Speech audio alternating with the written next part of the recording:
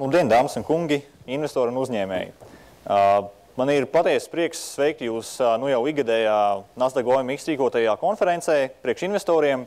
Un, kā jau droši vien daži no jums atminās, iepriekš šīs konferences nosaukums bija CEO Meets Investor. Un, lai arī manā rīcībā nav informācijas, kādi neirolingvistiski apsvērumi bija par pamatu mainīt šo nosaukumu, es domāju, ka viens no veidiem, kā uz to varētu raudzīties, ir tādā perspektīvā, ka iepriekš visas prezentācijas bija galvenokārt veltītas Baltijas uzņēmumiem, Baltijas ekonomikām un ar šīm lietām saistītajām tēmām. Šobrīd tēma loks ir kļuvis krietni globālāks, visaptvarošāks un strateģiskāks. Un tāpēc arī nosaukums iespējams naudas lietas, viss par un ap naudas lietām. Līdz ar to arī šodienas eksperta diskusija ir veltīta tādai ļoti globālai un svarīgai tēmai, kas saucās vērtspapīru tirgus otrā recesijas viļņa ēnā, kādos finanšu instrumentos meklēt drošību, kādos ienesīgumu, kādos likviditāti.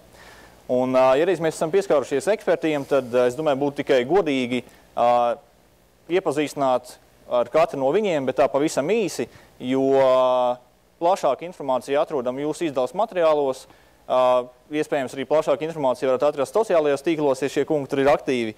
Bet šodien mums diskusijā piedalās Swedbank Private Banking ieguldījuma pārvaldes nodaļas vadītājs Baltijā Oskars Briedis, MDVM Asset Management investīciju direktors Edgars Makārovs, Labdien. Citadel Asset Management valdes loceklis Zigurds Vaikulis, Labdien. Sevi Wealth Management pārvaldes nodaļas vadītājs Jānis Rozenfelds, Labdien. kā arī BTA Insurance finanšu ieguldījuma pārvaldnieks Ulris Zelmenis. Labdien. Bet, atpakaļ pie diskusiju tēmas, un, kā jūs pamanījāt, tēmas nosaukumā nepārprotam figurē otrais recesijas vilnis. Tā pašā laikā, ja pastāst uz to, kas tiek runāts publiskajā telpā, tādas izteiktas vienprātības par to, vai šis otrais recesijas vilnis ir gaidāms vai nav gaidāms, patiesībā nav. Un te es gribētu izmantot vēl vienu šīs konferences jauninājumu, un tā ir iespēja jums, dārgie klausītāji, patiesībā izpaust savu viedokli un arī ietekmēt diskusijas gaitu. Un jūs varat atbildēt uz šo uz ekrāna redzamo jautājumu, nosūtiet attiecīgo atbildes variantu īziņas veidā. Principā jums ir laiks, manuprāt, minūte, lai nosūtītu atbildi, un pusotras minūtes laikā arī atbildes parādīsies uz ekrāna. Un šis jautājums arī būtu tas, ko es gribētu uzdot kā pirmo mūsu ekspertiem, kā tādu iesildīšanās jautājumu. Tātad varbūt bišķiņ nokoncentrējot to, jūsuprāt, vai 12. gadā tad ir gaidāma recesija Eirozonā vai nav. Un es neplānoju dot vārdu kādam īpaši, kurš pirmais brauc, pirmais maļ. Labi, es varbūt sākšu. Ja runājam par Eirozonu, tad es domāju, ka šis reģions tādā recesijas vai nerecesijas ziņā ir norakstīts. Ja? Pirms kaut kādiem pāris mēnešiem vēl tas bija kā kaut kāda iespējamība, ja šobrīd konsensus, to tā var nosaukt ekonomisti, virzās, principā jau ir novirzies uz to domu, ka kaut kāda mīnus būs visticamāk šīs saucamās perifērijas valstīs saistībā ar kaut kādiem tur konsolidācijas pasākumiem. Visticamāk viņš varētu, šobrīd arī konsensus virzās uz to pusi, ka būs arī tādīs saucamās core valstīs, Vācija, Francija un tam līdzīgi. Šobrīd ir grūti iedomāties, kāda iemesla pēc, lai tā recesija neiestātos Eirozonā tieši. Paldies. Es varētu tikai piekrist kolēģiem un vēl varētu papildināt droši vien drīzāk tad jautājums, cik dziļi tas varētu ietekmēt arī citas valstis, kas ir citur pasaulē, ja, kas vai cieši saistīts ar Eirozonas reģionu vai Eiropu. Ja, mēs zinām, ka pasauli ļoti tas globalizācijas līmenis ir plašs. Līdz tev var sarīties plašākā kontekstā, kur arī īstenībā tā bilde droši vien neizskatās tik spīdoši, ja, pateicoties Eirozonas problēmām. Konkrētāk, varbūt tā varētu būt recesija kaut kādās arī lielākās valstīs, kā piemēram Ķīnā, kas ir ļoti būtiski šobrīd globālajai ekonomikai, vai... Kaut vai pieņemsim, jā, tas arī ir ļoti atklāts jautājums, es domāju. Recesija Ķīnā skan diezgan baisi. Nē, tas būtu ļoti briesmīgi, un tas, manuprāt, ir vislielākais diskusijas objekts, teiksim, vai Ķīna spējas būt, teiksim, tas pasaules varbūt vilcējs, jā. Varbūt ir kāds optimists arī ekspertu vidū, kas tomēr uzskata, ka recesija diez vai piemeklēs mūsu 12. gadā. Vienīgā pozitīvā lieta, ko varētu piebilst, ir, ka pagaidām vismaz tāds mūsu bāzes prognozes nav, ka būs globāla recesija, ja, ka sliktākā situācija varētu būt Eiropā, ja, bet, teiksim, par Ziemeļameriku tāda liela jautājuma zīme, ja, un, teiksim, mazliet pozitīvāks skatījums uz citiem attīstības reģioniem. Ja. Bet viss ir saistīts savā starpā, tāpēc, protams, tās sekas 100% tā paredzēt nav vienkārši. Okay. Protams, tā arī papildus jāmin, ka daudz kas būs atkarīgs no tā, kā rīkosies arī politiķi tuvākajos mēnešos. Un viņu, teiksim, darbība vai bezdarbība arī var ļoti daudz ko mainīt un ietekmēt šajā recesijā. Gan Eiropā tas var padziļināt un attiecīgi Ameriku novest pie recesijas. Uldis, dzīdomīgi klusē.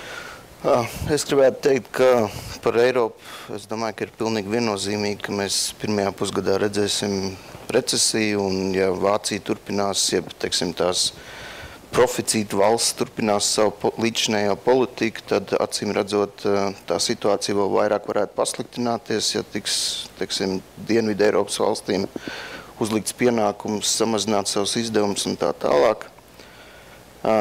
Es domāju, attiecībā uz jaunatīstības tirgiem lielākā problēma ir Eiropas banku stāvoklis starptautiskajos tirgos, jo, cik mēs zinām, pēc statistikas Eiropas bankas ir nodrošina apmēram pusi no visas pasaules finansējuma jaunatīstības tirgos, un ja tā prasība tiek uzstādīta, teiksim, Eiropas bankām uzlabot savu kapitāla bāzi un tā tālāk, tas gluži dabiski nozīmē, ka bankas centīsies vispirms atbrīvoties no riskantiem aktīviem jaunatīstības valstīs, iespējams, ka arī Dienvidu Eiropā, un tas to situāciju varētu vēl vairāk pasliktināt.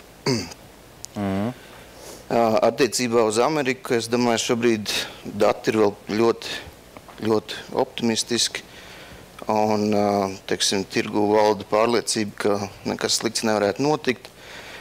Man personīgi ir aizdoms, ka šī brīža, teiksim, tas pozitīvais moments Amerikā ir vairāk balstīts uz to, ka gada beigās beidzās korporatīvajam sektoram nodokļu atlaides saistībā ar ieguldījumiem, kur viņi šogad var 100% amortizēt visu, teiksim, pēc nodokļu uzskaits. Un es domāju, ka pēc jaunā gada, ja, teiksim, kongress nespēs nekādīgi vienoties, kā šo pasākumu turpināt, un gluži dabiski arī, teiksim, ja arī viņi turpināt, tad pirmajos mēnešos mēs varētu redzēt diezgan strauju kritumu arī Amerikā. Ok, tad arī Amerika ir pakļaut riskam. Uz ekrāna ir redzamas atbildes uz pirmo jautājumu, un ja man vājā redze man nevīd, tad lielākā daļa no jums piekrīt arī ekspertiem, ka krīze ir gaidām. Otrais recesijas vilnis ir gaidāms. Tā ir, ja, neviņ man.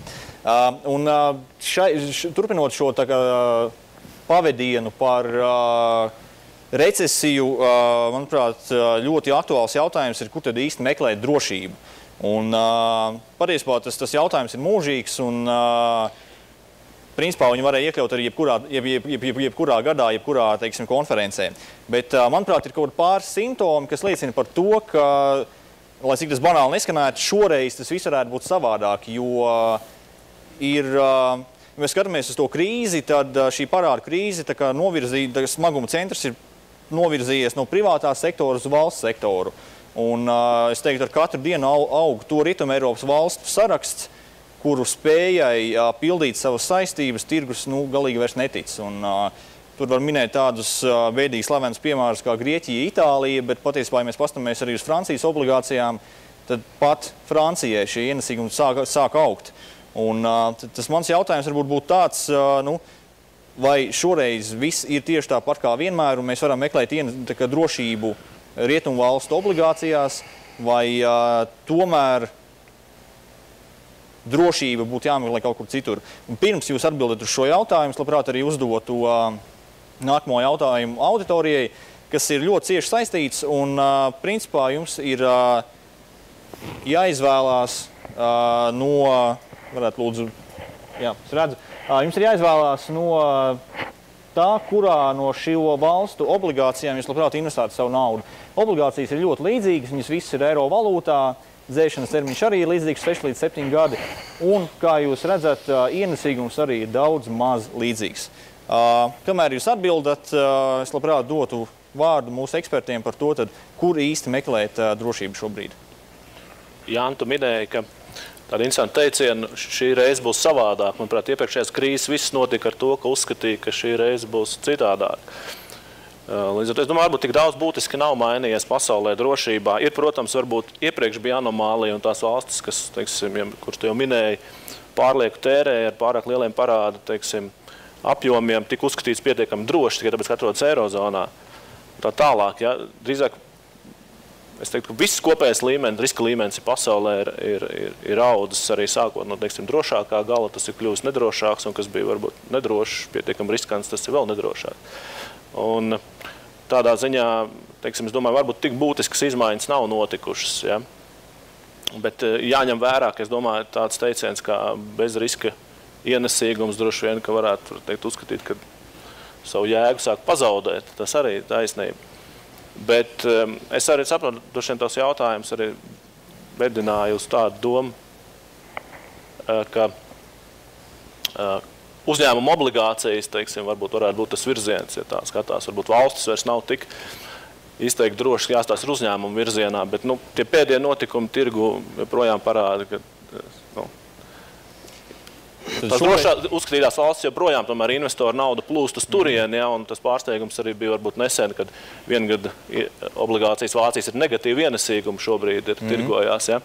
Tad šoreiz viss nav savādāk. Tomēr ienesīga drošība ir jāmeklē Amerikas, Vācijas valdību vērtspapīros? Ne tikai, es teikšu, drīzāk drošība ir diversifikācijā lielā mērā. Jāskatās arī to vārdu nevajag aizmirst. Ja, un jāstās arī, protams, uz investoru termiņu. Ja tas ir īstermiņš un, teiksim, līdz gadam, tad droši vien, kad ir pārsvarā jāskatās tādā fiksēta ienākuma ieguldījuma virzienā un pieturēties pie bāzes valūtas. Skaidrs.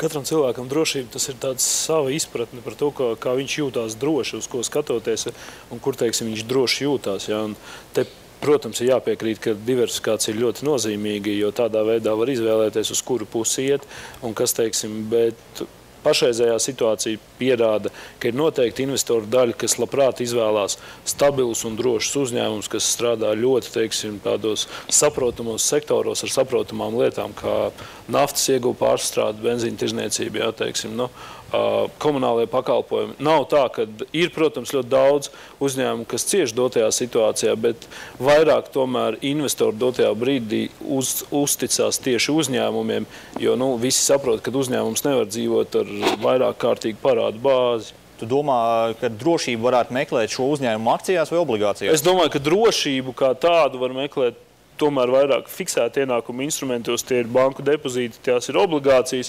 Attiecībā uz bankām te ir samērā vienkārši. Mēs skatāmies sliktāko scenāriju, tātad banka bankrotē, jautājums, kādas ir iespējas pēc tam šo naudu dabūt atpakaļ. Vai arī otrs variants, tātad, kas banku glābs. Ja?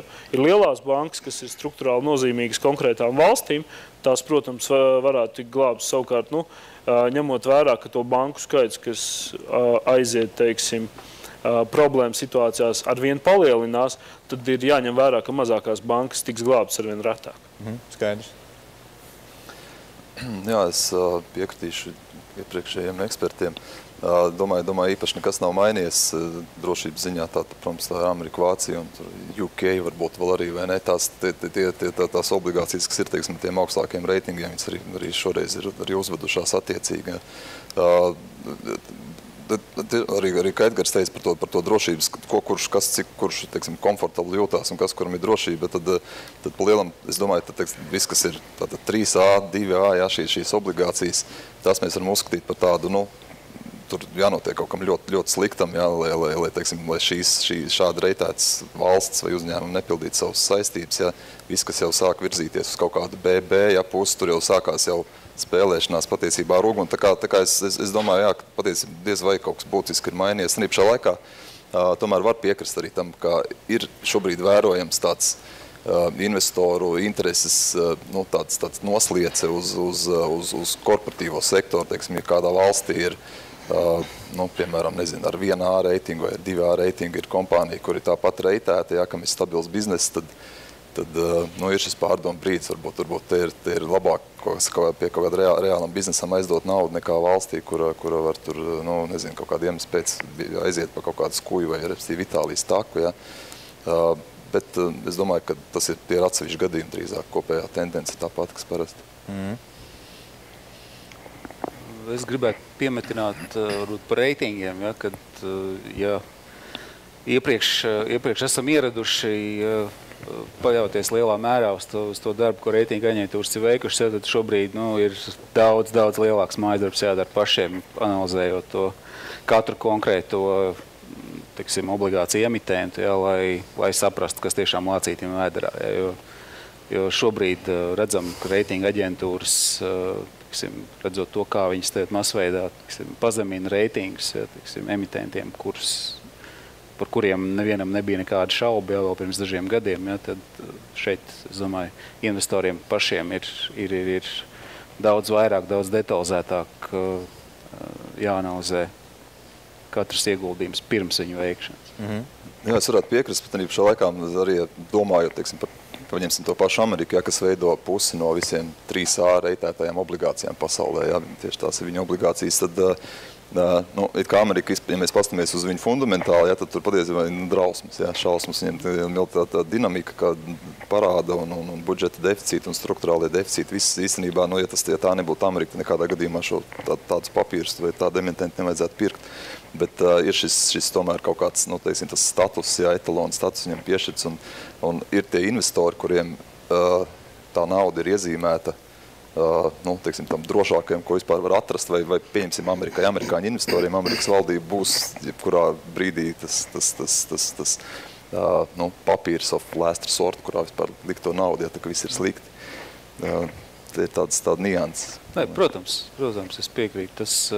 Tā ir Amerikas viena no lielajām privilēģijām, ja, tiksim, ko viņi arī ir maksimāli izmantojuši. Par šiem reitingiem runājot, manuprāt, aptaujas rezultāti lielā mērā atspoguļo to, ka vismaz mūsu auditorija reitingiem arī uzmanību nepievērš, jo principā šīs 3 valstis, ar kurām jūs varētu izvēlēties, bija ar ļoti līdzīgu ienesīgumu, bet, ja jūs pastaties uz šo valstu kredītreitingiem, tad atšķirība bija dramatiska. Piemēram, Beļģijas kredītreitings, ja nekļūdos, ir tas pats AA, kas ir kaut kādas 8 pakāpes augstāks nekā Latvijai.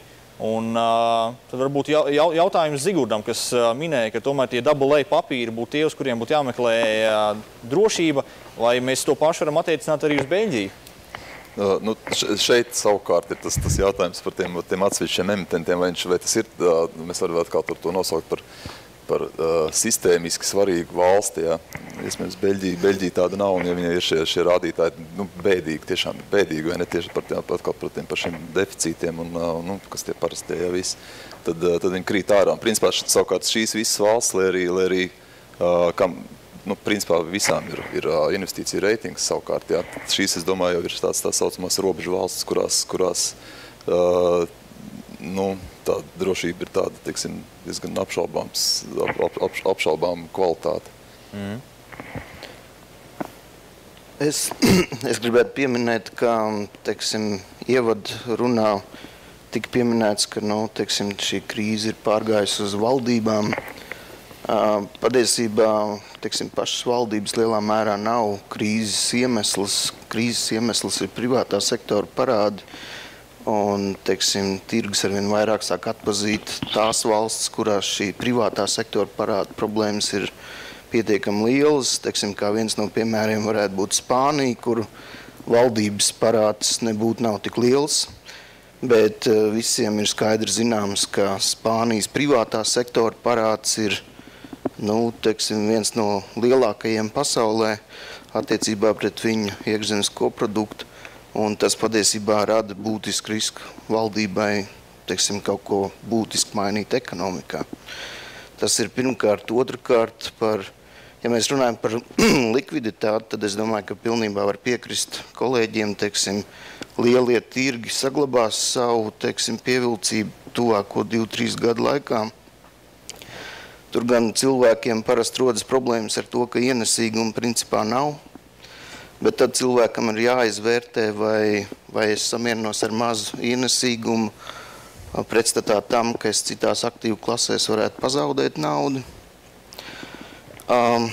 Attiecībā uz kredītreitingiem, es domāju, ka kredītreitinga aģentūras vienmēr ir par vēlu ar saviem reitingiem. Teiksim, mēs pilnīgi skaidri zinām, ka finanšu sektora parādu vērtspapīri kopš 8. gada tirgojās līdzvērtīgi, spekulatīvajam līmenim un varbūt tikai gada sākumā, kad tā globālā izaugsme vēl bija, kā lai saka, tāda diezgan spēcīga pasaulē, visiem varbūt likās, ka tas risks ir būtiski samazinājies. Būtībā sanāk tā, ka tas konsensus mums tā kā ir nodibinājies, ka šoreiz tomēr viss nav savādāk un drošība būtu jāmeklē tur, kur viņi arī parasti tika meklēti, kas tomēr ir šo AAA valstu valdības vērtspapīri. Bet es gribētu pieminēt, ka to gan nevajadzētu darīt, šo 6-7 gadu, horizontā, jeb skatījumā. To drīzāk var attiecināt varbūt uz 2-3 gadiem. Tas patiesībā ir mans nākamais jautājums, jo viena no, idejām, kā risināt šo uzblīdušo valstu parādu problēmu, jo īpaši ASV, ir, tā teikt, būtiski drukāt naudu, palielināt inflāciju un tādā veidā, tā teikt, samazināt šī parāda apjoma reālo vērtību. Un kā jūs domājat, vai šāds risks ir būtisks, un vai varbūt tiešām, ja tāds risks ir būtisks, tad, kā Uldis minēja, garākos termiņos varbūt nevajadzētu pirkt tomēr šīs obligācijas, un tad citur ir jāmeklē tas tā drošība? Jā, es domāju, garāko termiņu obligācijās viennozīmīgi tur, jo tālāk garāks termiņš, jo vairāk tas jau pēc kaut kādas spekulācijas izskatās, ja tādam vidusmēra investoram, tur mēs runājam par pensiju fondiem un kaut kādiem institucionāliem, kam ir jābūt tādā tirgu, ja, kam tur pastāvīgi kaut kāda nauda, stabils naudas apjoms, ja. Bet, jā, tas tur, es domāju, šis šeit arī var izšķirt kaut kādas tīri drošības vai naudas saglabāšanas to daļu, un otra, kas jau kaut ko atkal sāk gribēties nopelnīt. Tikko kā sāk gribēties kaut ko vēl papildus nopelnīt, tā ir tās problēma vai riska kaut kāds līmenis, protams, ka pieaug. Neesiet alkatīgi. Tas patiesībā, jā, tas, es domāju, vispār zināms tāds, jā, ir laiks, kad vajag meklēt, kur nopelnīt, un kad var meklēt, kur nopelnīt vairāk, jā, un ir laiki, kad ir jāizrok caurums zemē, jāielien, jāpiesac galva, jā. Ja mēs šobrīd, saprot, runājam par to otro variantu. Ok, tad attiecībā uz drošību, man liekas, mēs esam atbildi atraduši, un pirms mēs ķeramies pie nākamā jautājuma, kas ir likviditāte. Es arī gribētu atgādināt, ka, ja jums ir kādi jautājumi diskusijas ekspertiem, tad jūs varat gan uzdot tos diskusijas beigās ar mikrofonu palīdzību, kā vecajos labajos laikos, vai, ja jūs esat kautrīgāki, tad jūs arī varat nosūtīt īziņu, un cerams, es viņu šeit saņemšu un varēšu diskusijas beigās mūsu ekspertiem to uzdot. Bet runājot par likviditāti, tas ir būtībā koncepts, kas ir diezgan cieši saistīts ar tikko jau aprunāto drošību. Un ar likviditāti mēs parasti saprotam spēju ātri pārdot kādu aktīvu, piemēram, akcijas, būtiski neietekmējot to cenu.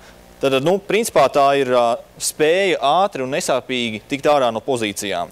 Bet likviditāte principā ir tāds interesants zvērs, jo labos laikos tā ir šķietam visur, visu var nopirkt un visu var pārdot. Savukārt, tajā momentā, kā tirgū parādās kādi nopietnāki satricinājumi, aktīvi reģioni, kas iepriekš šķita likvīdi, praktiski acu mirklī kļūst totāli nelikvīdi. Un tāpēc mans jautājums būtu tāds, varbūt nevis kur meklēt likviditāti, bet tieši otrādi, kur nemeklēt likviditāti, kur varētu būt tie reģioni vai aktīvu klases, kas šobrīd ir tādas kā likviditātes mirāžas, kas patiesībā nav likviditātes. Šeit ir samērā vienkārši atbilde. Likviditāti nevar meklēt attīstības tirgu, akciju tirgos.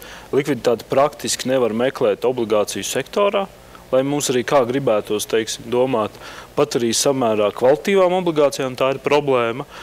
Likviditāte ir 2008. gads skaisti parādīja, ko nozīmē likviditāte, kad būtībā likvīdi bija tikai ļoti noteikti tirgi un atsevišķi obligāciju tirgi. Teiksim tā, līdz ar to šobrīd pie jebkura brīža, kad ir lielākas problēmas tirgu, mēs likviditāti redzam ļoti maz segmentos.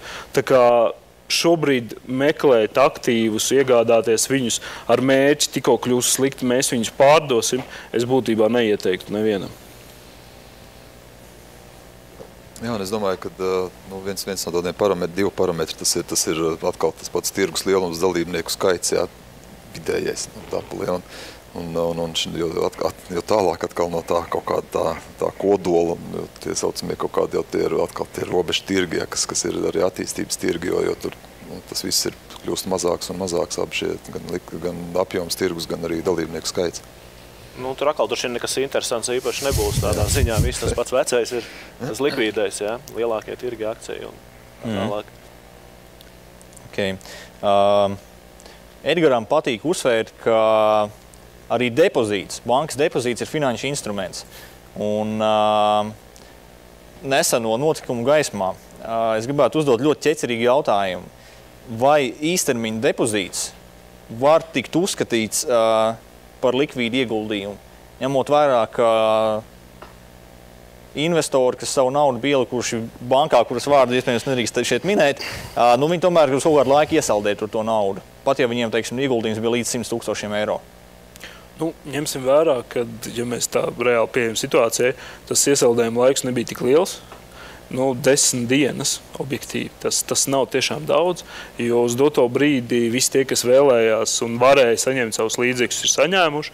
Tie, kas, teiksim, noguldīja lielākas summas, tie viņas ir, tur ir, teiksim, cits jautājums. Un es domāju, ka jā, īstermiņa depozītus var uzskatīt par kaut kādu likvīdu pašreizēju iespēju, bet tieši tāpat kā ar obligācijām ir jāskatās emitents, ir jāskatās, kas ir šīs depozīta saņēmējs un ko viņš ar viņu iesāks.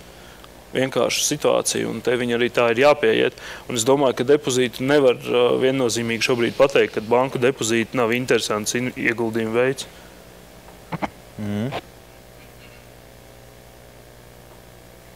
Es piekrītu ar viedoklim par to, ka depozīts, jābūt tikai ir izvēlīgiem, izvēloties bankas, kurās šos depozītus likt. Jā. Un, protams, likviditāte, tas ir jautājums, kā viņi definē. Ja, teiksim, ja mēs runājam par 3 dienu likviditāti, ja, tad nē. Ja, protams, ja tas ir 3 mēneši, ja, tad, protams. Jā, tur pašā laikā atkal mēs par šo konkrēto gadījumu runājam. Es domāju, īstenībā jau šis fakts, kā šī situācija tiek šobrīd risināta, es domāju, diezgan nepedagoģisks patiesībā. Par kādām summām mēs runājam? Ja mēs runājam par pensiju fondu, tur vairāk 10 miljonu latu vērtībā un tās depozītiem vai par vidusmēra cilvēku depozītiem, ja, kas ir zem šiem 100 000 eiro. Un tad šeit patiesībā es domāju, ka pēc notikušā ir vienkārši neskaties uz nosaukumu, ņem augstāko likmi. Tāda ir tā mācība šobrīd, jo nauda tāpat atgriež. Bet tas arī līdz tam brīdim, kamēr valsts ir spējīga pildīt kaut kādas savas saistības, vai ne? Tā kā es domāju, jā, joprojām tas ir aktuāli, jā, izvēlēties jā, šo emitentu depozītu pareizi. Es vēl varbūt gribētu piebilst, ka, teiksim, ar šīs bankas gadījumu principā noguldījumu garantija fonds būs izsmelts. Tas nozīmē, ka visi nākamie gadījumi būs sitiens pa valsts budžetu, un tad katram pašam jādomā, cik daudz valsts var atļauties.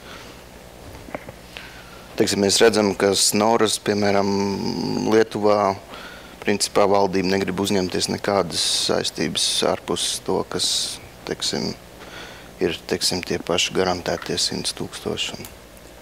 Principā šī selektīvā pieeja tagad kļūs vēl aktuālāka, ņemot vairāk kaut kāds, teiksim, spējas pasargāt ieguldītājus, viņas ir samazinājušās. To tas nozīmē. Jā. Tieši tā. Okay. Labi, es domāju, ka mēs varam tagad ķerties klāt. Es domāju, tā ir sadaļai, kas visus interesē visvairāk. Un tā, protams, ir, kur meklēt ienesīgumu. Un parasti atbildi tomēr būtu akcijās. Un šai kontekstā arī es gribētu uzdot to jautājumu par akcijām. Jo nav noslēpums, ka liela daļa rietumu valstu dzīvo pār saviem līdzekļiem. Turpina dzīvot pār saviem līdzekļiem, budžeta deficīts saglabājās augsti, un viens no veidiem, kā teiksim, savilkt jostas, būtu palielināt nodokļus šajās valstīs, kur budžeta deficīti aizvien ir lieli. Un tas, protams, negatīvi ietekmētu šajās valstīs bāzētos uzņēmumus. Pat, ja viņiem liela daļa no ieņēmumiem nāk no eksporta, viņi tik un tā ir bāzēti šajās valstīs un maksā šo valstu nodokļus. Un vai tas nozīmē, ka tagad ienesīgumu meklētājiem būtu jākoncentrējās uz attīstības valstu akcijām, vai varbūt es šauju pilnīgi greizi ar dalījumu valstīs un investoriem būtu vairāk, teiksim, jāsas citu dalījumu, piemēram, nozaru griezumā, uzņēmumu izmēru griezumā un tā tālāk. Un atkal, pirms jūs atbildat uz šo jautājumu, kārtējais jautājums auditorijai. Jūsuprāt, kuras ir vispievilcīgākās akcijas? Vai tās ir ASV akcijas, attīstības valstu akcijas, Baltijas valstu akcijas vai Rimi Ziemassvētku akcijas? Tā kā lūdzu eksperti par akciju reģioniem, nozarēm un citiem dalījumiem. Kur skatīties? Es gribēju mazliet iebilst par šo nodokļu jautājumu, ja, jo it īpaši rietumvalstīs tas ir piemērs. Ja, pat nesen General Electric nopublicēja savus nodokļu pārskatus par pagājušo gadu, ja, kas tika iesniegt elektroniski. Ja viņi būtu papīra formā, būtu 57,000 lapuses. Ja. Rezultāts kompānija uzrādīja 14, ja nemaldos, miljārdus dolāru peļņu pagājušo gadu. Nodokļos samaksāja 0. Ja. Pateicoties veselai rindai dažādu nodokļu atlaižu, kuras es gribētu teikt to, ka lielie uzņēmumi ir ļoti meistarīgi izmanto savus teiksim, lobēšanas iespējas, ja, un jebkuru iespēju, kur paredz nodokļu likumdošanu, ja, lai ļoti efektīvi optimizētu savu šo te nodokļu nastu. Ja. Tāpēc tas, kurā valstī kompānija bāzējās, nebūtu vēl nenozīmē, teiksim, ka viņas nodokļu režīms teiksim, radikāli varētu ietekmēt viņas. Es domāju, attiecībā uz akcijām šeit izvēle varētu būt diezgan vienkārša. Attīstības valstis drīzāk nekā jā. Tāpēc, ka, lai mēs arī kā gribētu, bet vairums investoru uz attīstības valstīm skatās kā uz paaugstinātu riska investīciju. Attiecīgi, pirmais, ko mēs pārdodam, paaugstināt riska investīcijas. Un, manuprāt, tas tā vieta, kur ir vērts skatīties un kādas akcijas ir vērts šobrīd, tad ir jāskatās uz atkal stabilām kompānijām ar ejošu biznesu, ar pārdomātu biznesu, teiksim, to plūsmu, labu pārvaldību, labiem nākotnes projektiem un tā tālāk. Jo, ja mēs paskatāmies, vienalga, kāda būs nodokļu nasta, vienalga, bet būs lietas, ko mēs darīsim, ko mēs izmantosim un kas, teiksim, būs mums vajadzīgas. Un tanīpat laikā, lai kā arī negribētos, teiksim, šeit arī parādās kaut vai tāda nozare, kā, teiksim, šīs dārgās preces, luksus preces. Jā, ja mēs pavērojam tās kompānijas, kā viņas ir uzvedušās pēdējā, teiksim, gada laikā, tie rezultāti ir lieliski. Mēs esam ar pozitīvu rezultātu no gada sākuma.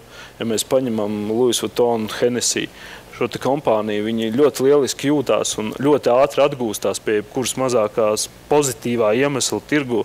Tā kā jāskatās uz labām kompānijām ar labiem biznesiem, un viņas turpinās, bet, diemžēl, tās tomēr būs attīstītās valsts, nevis attīstības.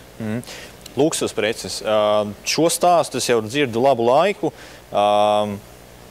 Šīm kompānijām gāja labi pagājušajā gadā, aizpagājušajā gadā.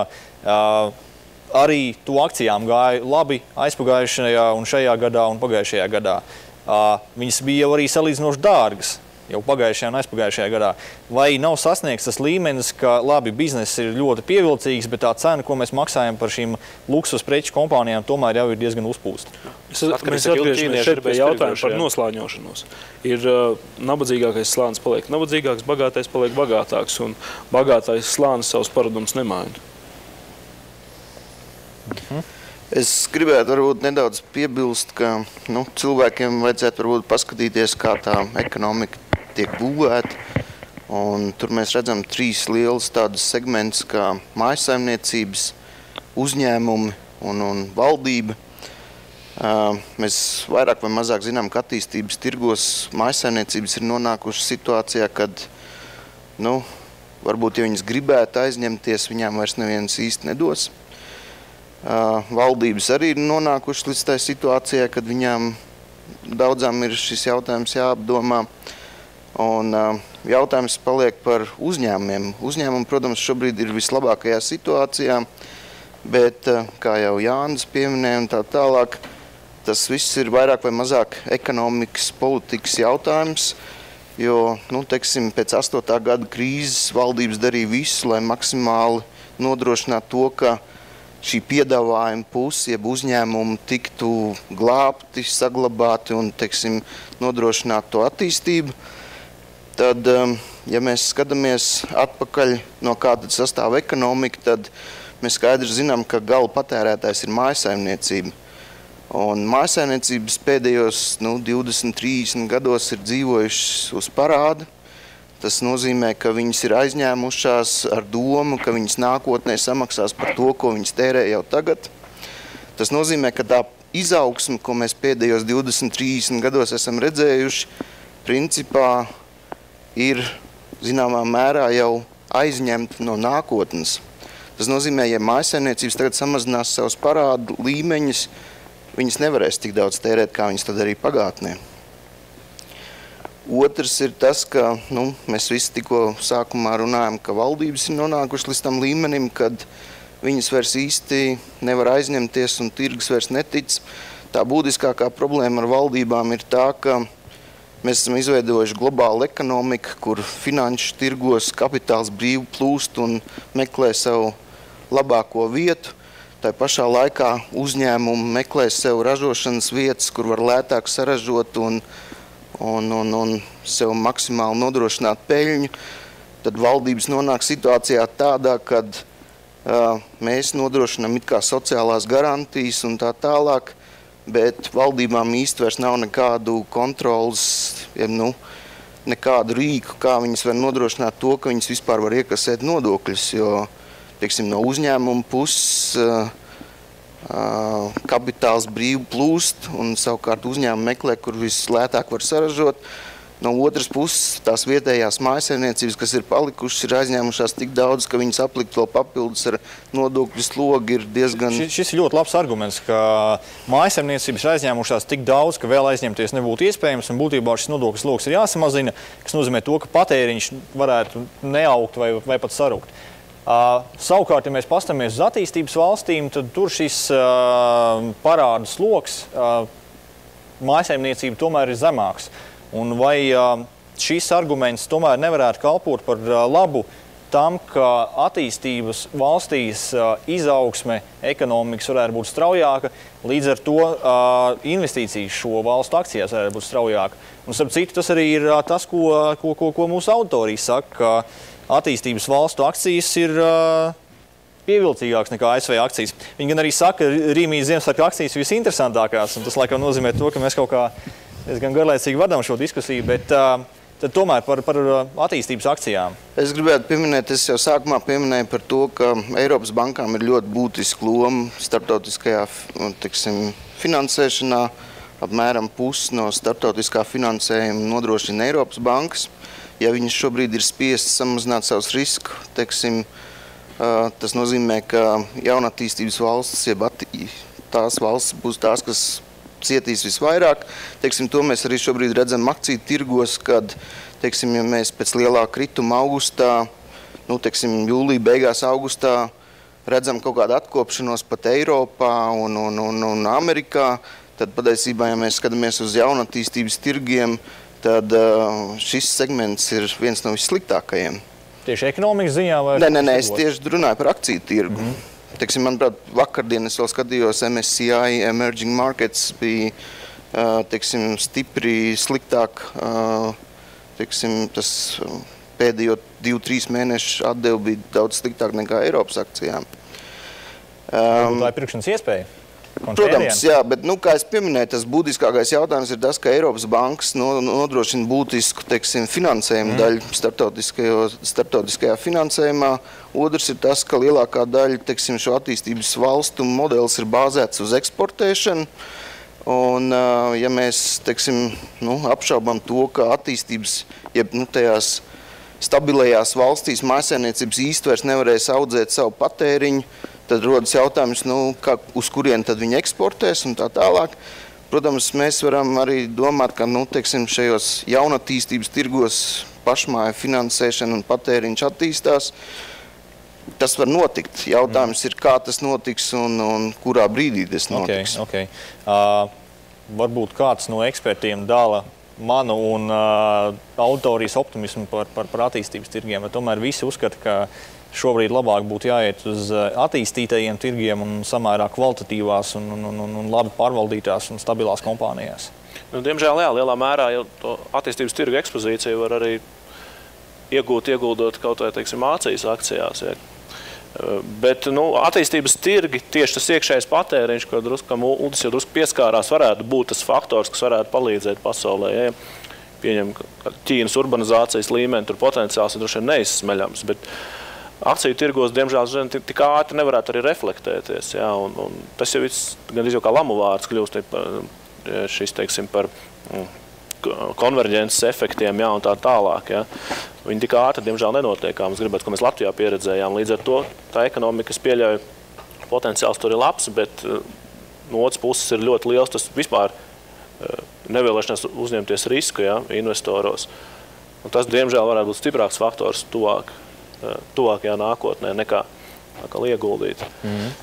Lai attīstības valstu akciju tirgus, teiksim, piedzīvotu dotajā situācijā kaut kādu uzplaukšanu, ja, tad šeit ir jāmeklē valsts, kas ir būtībā pašnodrošināta, kas neietekmējās no ārpuses, ja, kas Ziemeļkoreja? Gandrīz vai mēs runājam par kaut ko tam līdzīgu, protams, bet tam jābūt sakārtotai valstī, ja drīzāk kaut kas līdzīgs Amerikai pēc savas biznesa struktūras un iekšējās, bet, diemžēl šobrīd tā pasaule ir tik savā starpā savīta kopā un tik saistīti, ka šādu valstu nav tās, kas, teiksim, ir pietiekami attīstīts akciju tirgiem. Līdz ar to tie ārējie negatīvie faktori, viņi ir daudz vairāk nekā tas viens iekšējais patēriņš, diemžēl, uz doto brīdi. Es vēl gribētu piebilst, ka, teiksim, attīstītā rietuma pasaule, kurā mēs, teiksim, varētu salikt Ziemeļameriku, Eiropu un Japānu, sastāda apmēram 70–75% no pasaules iekšzemes koprodukta. Tad, kādam ir jāiedomājās, cik strauji jāaug ir tai pārējai pasaules daļai, lai kompensētu to, kas notiek rietumu pasaulē. Ok. Labi, tad par akcijām, kā jau mēs izrunājām, visticamāk, tomēr arī jāstās ir attīstīto valstu virzienā un uz labi pārvaldītām, stabilām kompānijām. Es vēl pie iepriekšējā gribēju pieminēt, ka, teiksim, protams, ir iespējas, kā, piemēram, visi runā par Ķīnu un tā tālāk, kad var daudz ko kompensēt un tā tālāk, bet, mēs esam redzējuši, ka Ķīnā ir 8., 9., 10. gadā, teiksim, kredīta apjoms būtiski pieaudzis. Teiksim, pēdējie dati liecina, ka, teiksim, kopējais parāds Ķīnā, tas ir ieskaitot uzņēmumu sektoru, valdību, pašvaldības un mājsaimniecības sasniedzis ir 200% no iekšzemes koprodukta. Kas, protams, ir daudz, jā. Kas ir vairāk nekā Latvijā. Principā tas, ko mēs kā jau akcijas esam izrunājuši, un otra tēma, kur meklēt ienesīgumu, bieži vien figurē zelts un citas izēvielas, kas būtu iespējams labs instruments, kā nodrošināties pret kaut kādu inflācijas parādīšanos lielākajās ekonomikās. Līdz ar to ir atkal nākamais jautājums auditorijai par jūsu skatījumu uz zelta cenu. Vai nākamais 12 mēnešos zelta cena augs, vai tieši otrādi kritīs? Savukārt, kamēr jūs atbildat uz šo jautājumu, ekspertiem es gribētu uzdot jautājumu, vai izēvielas un zelts ir labs ienesīguma avots pašreizējos tirgus apstākļos, un ko jūs domājat par zelta cenu?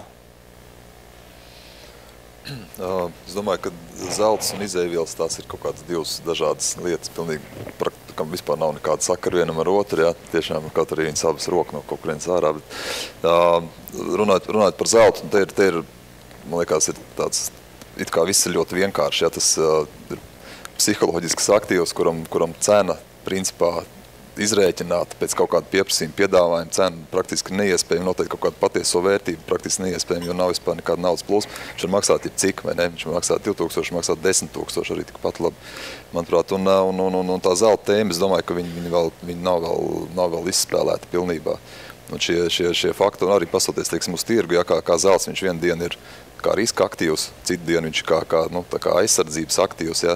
Acīm redzam, ka šis varētu būt kaut kāds vien. Tas, protams, vienmēr mulsina, tad, teiksim, ka es nezinu, kāds būs balsojums, bet, kad visi domā, ka, teiksim, ļoti daudz domā, ka kāps, un arī eksperti pārsvarā šobrīd, ja pajautāts, es domāju, lielākā daļa teiktu, ka ir gaidām šis kāpums, kas ir iespējams, ka viņš tieši ir tuvu beigām, bet šeit ir tas potenciāls. Un zeltam viņam ir tīri, es domāju, tādā portfeļu kontekstā viņam ir, vajag tur būt, bet, protams, mēs te nerunājam par pusi vai par 100%. Ja, tas ir, protams, ir volatils ieguldījums, kurš var krist likvīds, bet volatils, bet kaut kāda tur 10-15, es domāju, šādu procentu apmērā no portfeļa tā ir tāda, es domāju, vispār pieņemt praksi jau šobrīd un pamatot. Jā, cena var būt jebkāda, bet kāps.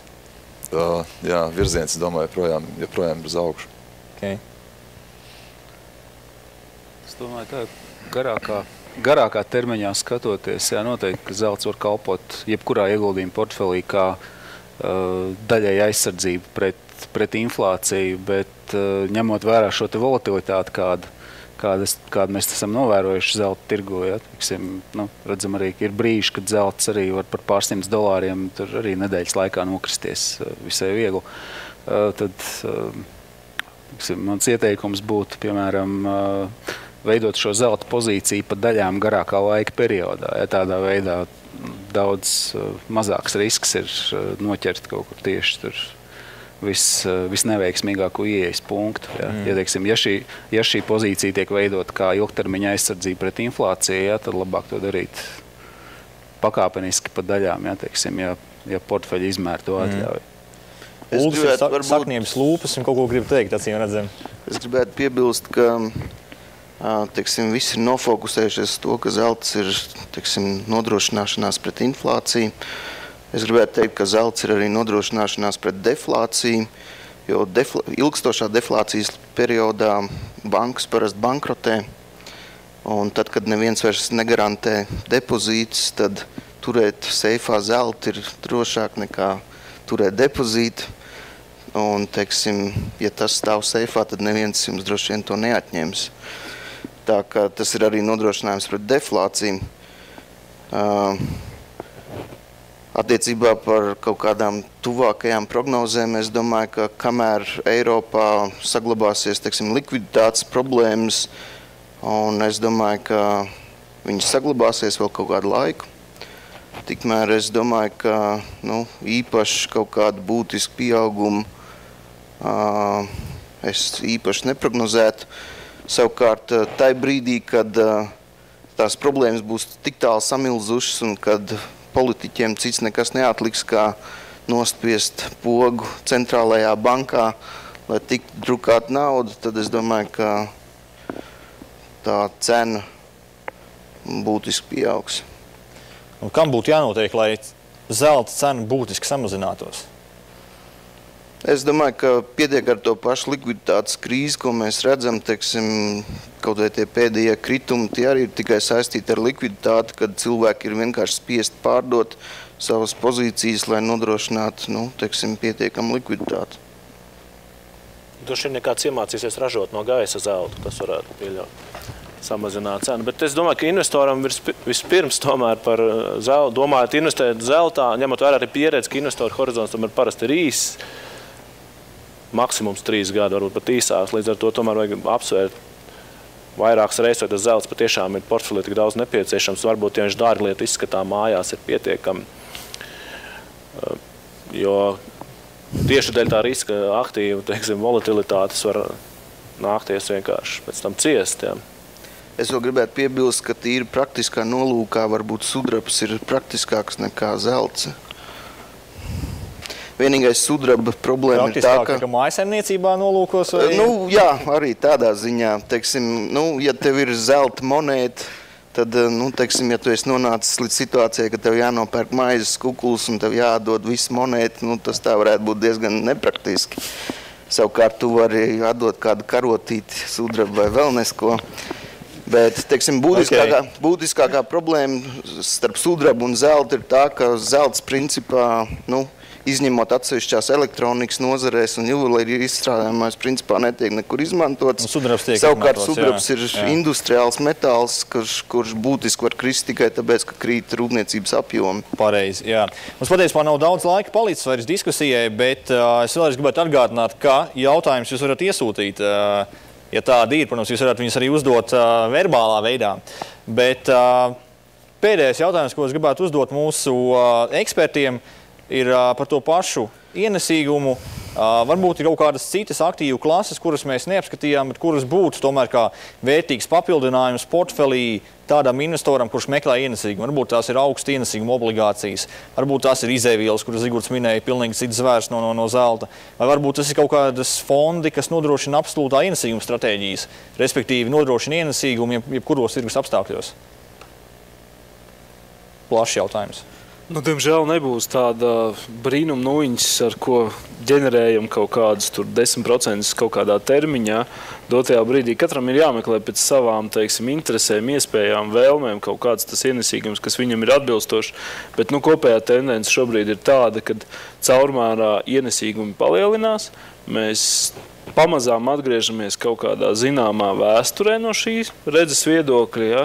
Un šie ienesīgumi, ja teiksim, iepriekš tie 2%, ko mēs varējām saņemt pa 4-gadīgām obligācijām, pietiekami kvalitīvām, viņi likās, kas ir 2% ilgākā termiņā, labāk mājās turu.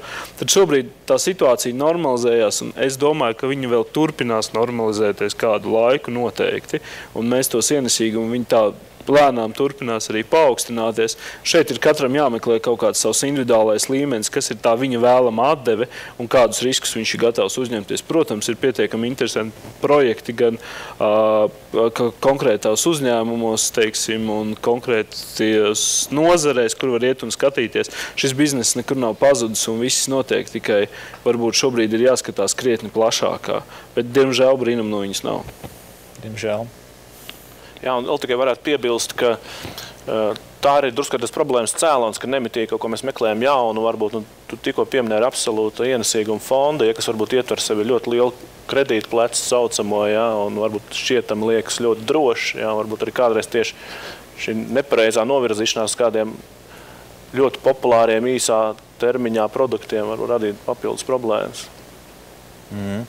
Tā kā nekas jauns jau īstenībā pamatā nav izdomāts. Jāstās, kā Edgars teica, labajām pārbaudītajām vērtībām. Jāstās arī, protams, uz savu riska apetītu, iespējām riskēt termiņu un tā tālāk. Viss jaunais ir labi aizmirsts vecais. Es gribētu mazliet Oskaram oponēt par šiem absolūtās atdevas fondiem. Es gribētu teikt, ka viņi ir ļoti daudz, viņi ir ļoti dažādi, ka šeit ir iespējas, kuras ir iespējams izmantot, bet ir ļoti daudz rūpīgāk nekā iepriekš jādara savs mājas darbs. Jāsaprot, kā tiešām stresa situācijās šāds eksotisks produkts uzvedīsies. Jo mēs redzam, ka vairumam no viņiem, ja mēs tā indeksa līmenī skatāmies, viņi patiesībā ir parādījusies liela korelācija ar akciju tirgu arī. Bet tas nenozīmē, ka viņi visi tādi ir. Tikai šis ir tad rūpīgi darba rezultātā var atrast arī stratēģijas, kas tomēr, un pārvaldītājs, kas tomēr spēj nodrošināt to, ko parasti meklē šādos gadījumos, kas ir nelielu vai pat vēlams pat negatīvu korelāciju ar pārējām aktīvu klasēm.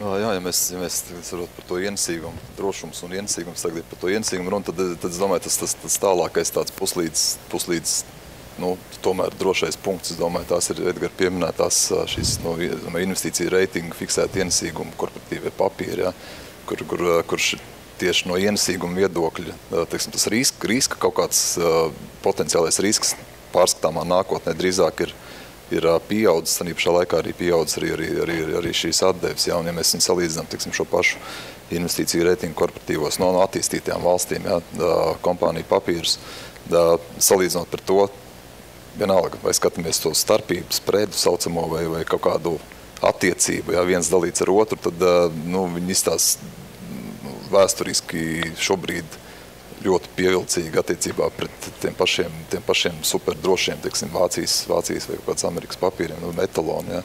Bet tas, protams, mēs atkal runājam par ienesīgumu, nevis par drošību, ja tas vienmēr jāatcerās. Kā ar spekulatīvākiem vērtspapīriem, tā saucamiem high yield bondiem?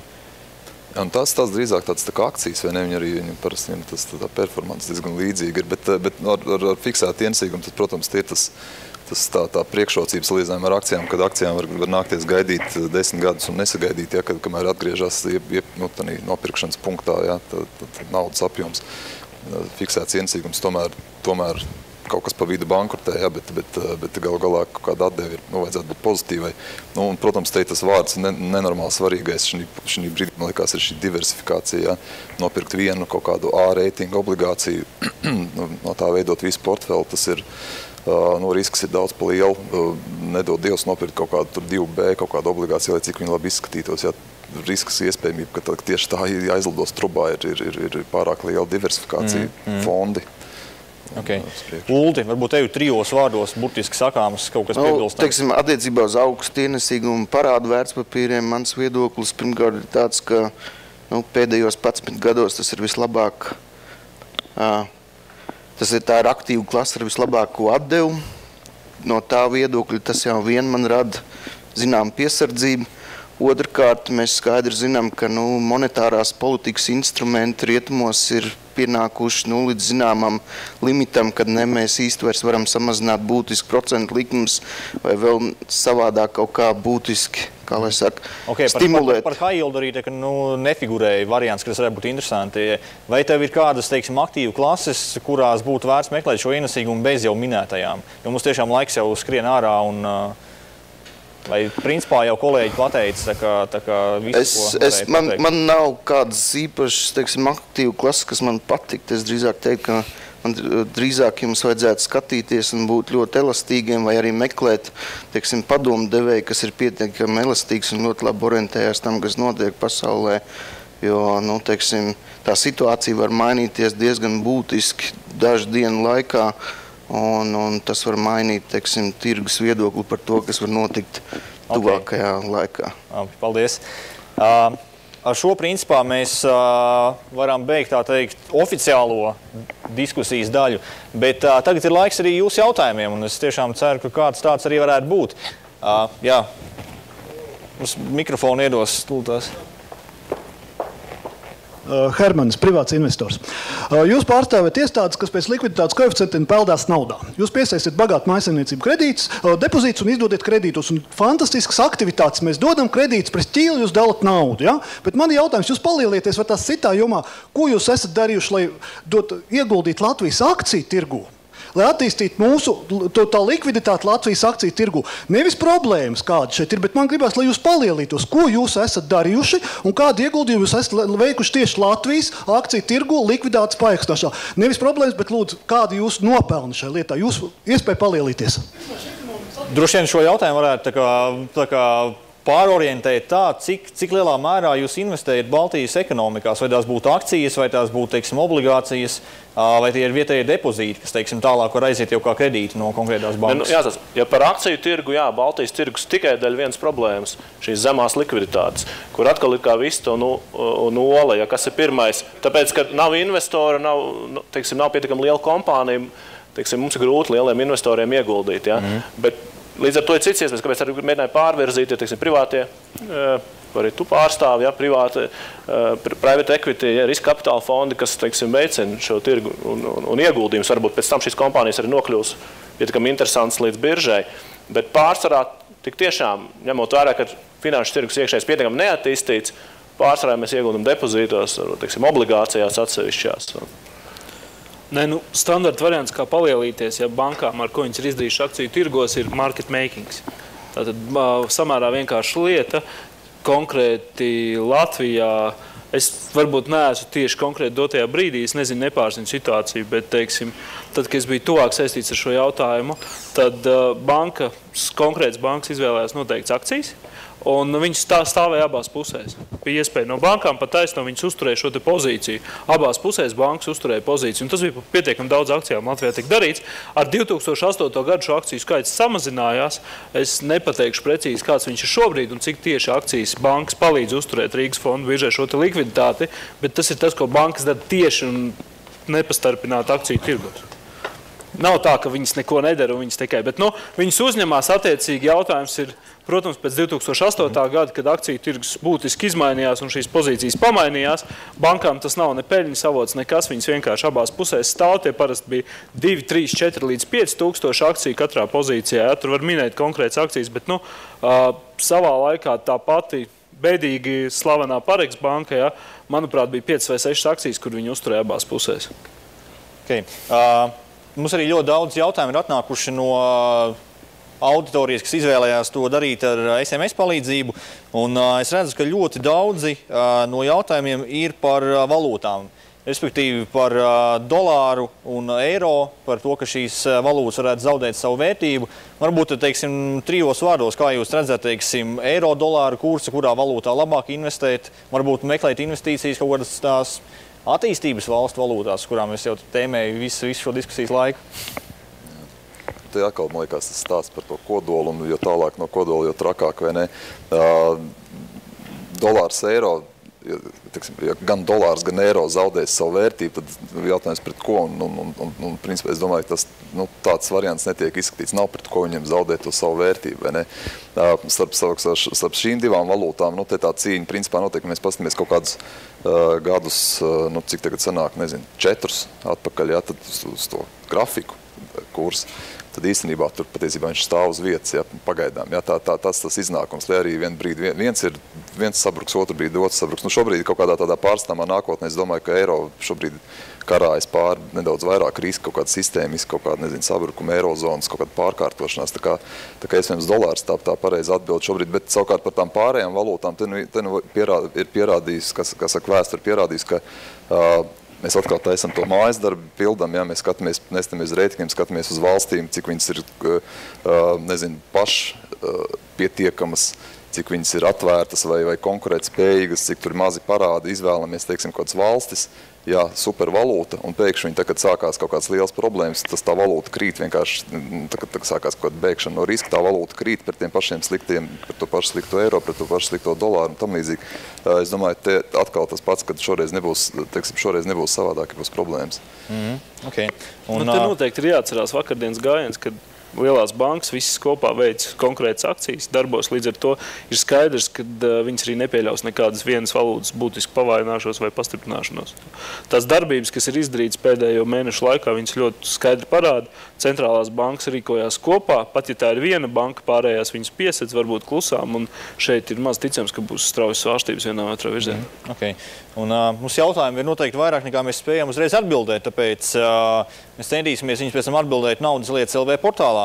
Bet pēdējais jautājums, ko es vēl gribētu uzdot no jūsu iesūtītajiem, ir par nozarēm. Kuru nozaru uzņēmumu šobrīd ir visperspektīvākie?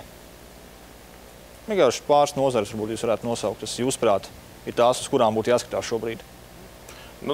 Droši vien, ja mēs ticam tam, ka varētu būt turpmāk arī satricinājumi, tad tās būs tās nozares, kas ir, teiksim, mazāk elastīgas uz dažādiem, teiksim, ekonomikas kritumiem, ja. Tas būtu? Pieņemsim, telekomunikācijas, kas bieži vien maksā, es domāju, attīstīties valstīs maksā arī pietiekami labas dividendes, ja. Kompānijas pietiekami stabilas, saucamais utility sektors, teiksim, kas tur ūdens apgāde, komunālie, ja, kas vienmēr visos laikos būs vajadzīgi arī, tāds, teiksim, pietiekami maz elastīgs.